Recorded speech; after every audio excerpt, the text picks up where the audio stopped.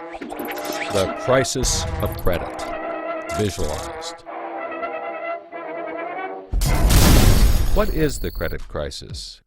It's a worldwide financial fiasco involving terms you've probably heard like subprime mortgages, collateralized debt obligations, frozen credit markets, and credit default swaps. Who's affected? Everyone. How did it happen? Here's how. The credit crisis brings two groups of people together, homeowners and investors. Homeowners represent their mortgages, and investors represent their money. These mortgages represent houses, and this money represents large institutions like pension funds, insurance companies, sovereign funds, mutual funds, etc. These groups are brought together through the financial system, a bunch of banks and brokers commonly known as Wall Street. While it may not seem like it, these banks on Wall Street are closely connected to these houses on Main Street. To understand how, let's start at the beginning. Years ago, the investors are sitting on their pile of money, looking for a good investment to turn into more money. Traditionally, they go to the U.S. Federal Reserve, where they buy treasury bills, believed to be the safest investment. But in the wake of the dot-com bust in September 11th, Federal Reserve Chairman Alan Greenspan lowers interest rates to only 1% to keep the economy strong. 1% is a very low return on investment, so the investors say, no thanks. On the flip side, this means banks on Wall Street can borrow from the Fed for only 1%.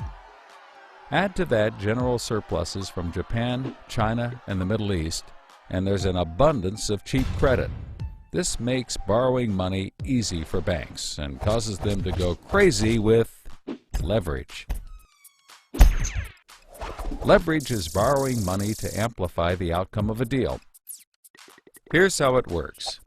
In a normal deal, someone with $10,000 buys a box for $10,000. He then sells it to someone else for $11,000. For a $1,000 profit, a good deal.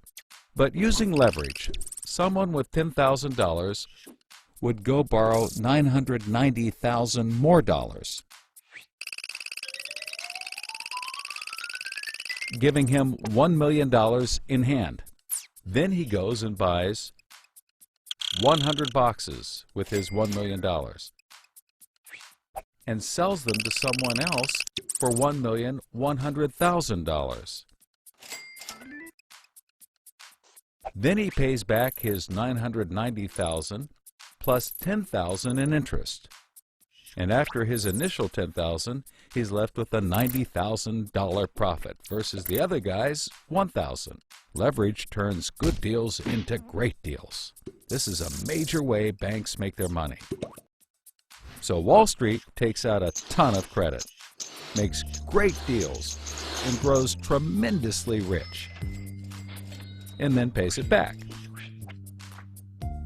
The investors see this and want a piece of the action, and this gives Wall Street an idea. They can connect the investors to the homeowners through mortgages. Here's how it works. A family wants a house, so they save for a down payment and contact a mortgage broker. The mortgage broker connects the family to a lender who gives them a mortgage. The broker makes a nice commission.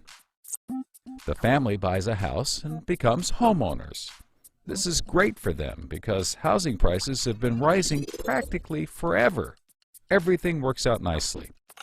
One day, the lender gets a call from an investment banker who wants to buy the mortgage. The lender sells it to him for a very nice fee. The investment banker then borrows millions of dollars and buys thousands more mortgages and puts them into a nice little box. This means that every month he gets the payments from the homeowners of all the mortgages in the box. Then he sicks his banker wizards on it to work their financial magic, which is basically cutting it into 3 slices: safe, okay, and risky. They pack the slices back up in the box and call it a collateralized debt obligation, or CDO. A CDO works like 3 cascading trays. As money comes in, the top tray fills first, then spills over into the middle, and whatever is left into the bottom. The money comes from homeowners paying off their mortgages. If some owners don't pay and default on their mortgage, less money comes in and the bottom tray may not get filled. This makes the bottom tray riskier and the top tray safer. To compensate for the higher risk, the bottom tray receives a higher rate of return, while the top receives a lower, but still nice return. To make the top even safer, banks will insure it for a small fee called a credit default swap. The banks do all of this work so that credit rating agencies will stamp the top slice as a safe, AAA rated investment, the highest, safest rating there is. The OK slice is BBB, still pretty good, and they don't bother to rate the risky slice. Because of the AAA rating, the investment banker can sell the safe slice to the investors who only want safe investments. He sells the OK slice to other bankers, and the risky slices to hedge funds and other risk takers. The investment banker makes millions. He then repays his loans. Finally, the investors have found a good investment for their money, much better than the 1% Treasury bills. They're so pleased they want more CDO slices. So the investment banker calls up the lender, wanting more mortgages. The lender calls up the broker for more homeowners, but the broker can't find anyone. Everyone that qualifies for a mortgage already has one, but they have an idea.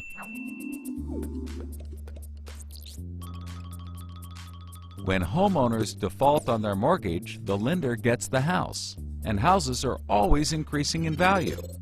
Since they're covered if the homeowners default, lenders can start adding risk to new mortgages, not requiring down payments, no proof of income, no documents at all. And that's exactly what they did. So instead of lending to responsible homeowners, called prime mortgages, they started to get some that were, well, less responsible. These are subprime mortgages. This is the turning point. So, just like always, the mortgage broker connects the family with a lender and a mortgage, making his commission. The family buys a big house. The lender sells the mortgage to the investment banker, who turns it into a CDO and sells slices to the investors and others. This actually works out nicely for everyone and makes them all rich. No one was worried because as soon as they sold the mortgage to the next guy, it was his problem. If the homeowners were to default, they didn't care. They were selling off their risk to the next guy and making millions, like playing hot potato with a time bomb. Not surprisingly, the homeowners default on their mortgage, which at this moment is owned by the banker. This means he forecloses and one of his monthly payments turns into a house. No big deal. He puts it up for sale. But more and more of his monthly payments turn into houses. Now there are so many houses for sale on the market, creating more supply than there is demand, and housing prices aren't rising anymore. In fact, they plummet. This creates an interesting problem for homeowners still paying their mortgages.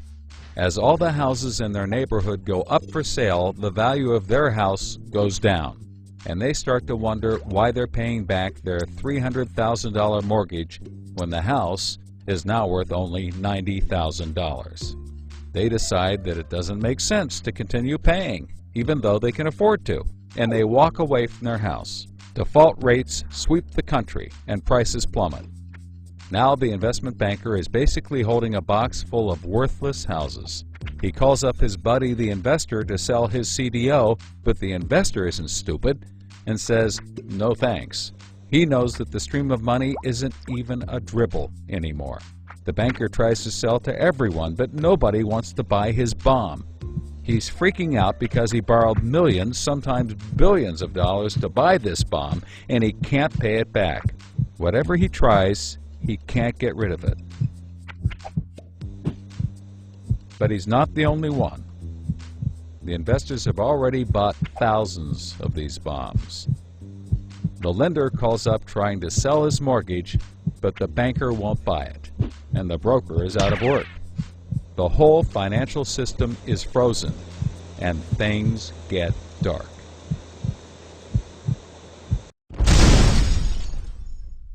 Everybody starts going bankrupt. But that's not all. The investor calls up the homeowner and tells him that his investments are worthless. And you can begin to see how the crisis flows in a cycle. Welcome to the crisis of credit.